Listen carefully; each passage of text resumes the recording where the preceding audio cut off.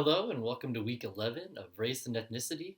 For this week, we are going to be focusing on the association between race and art. And again, you have to think about it in terms of systematic domination by white people over minorities, for example.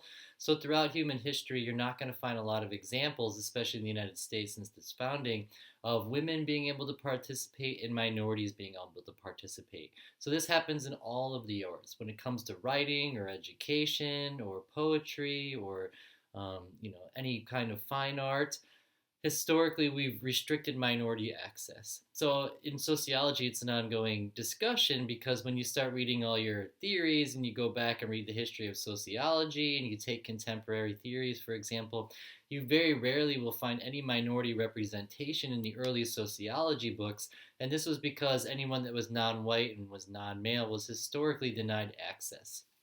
So again, the arts were controlled and culture itself was controlled by the dominant majority. So what you need to be thinking about is the dominant majority controls things like the media and the arts and access and the ability to disseminate that information, for example, okay?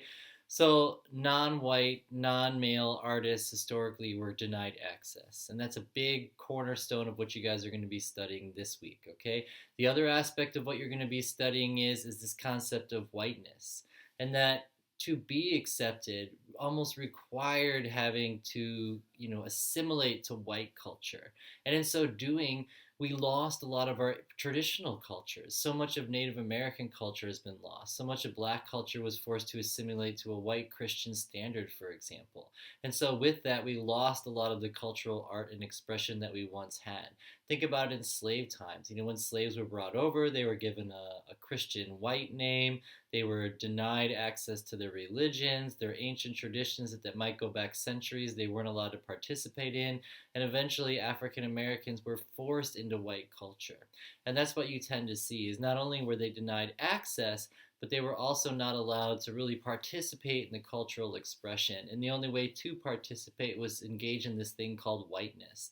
And whiteness goes way deep. You can look at all the rulers of Latin America, for example, and the idea on the color grading of Latin America is this idea of whitening yourselves, okay?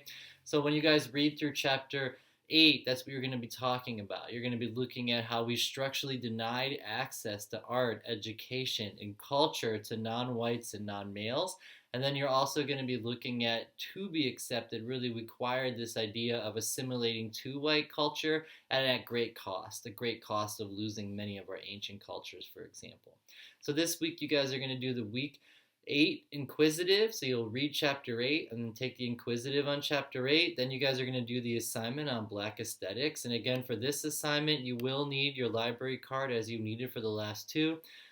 You are going to watch the movie from Racism in the Media. Then you're going to write a 400-word reflection on racism in the media. And again, just think about it. Think about, who has had access, who historically was a news reporter, for example. When was a minority woman, for example, allowed to be a news reporter? It's just silly things like that, but when you start to see it, you start to see what institutional discrimination looks like. It's this idea of denying access, and only those who are privileged, white males, historically had access, okay? So that's going to be for this week. Please email with any questions, and y'all have a wonderful day.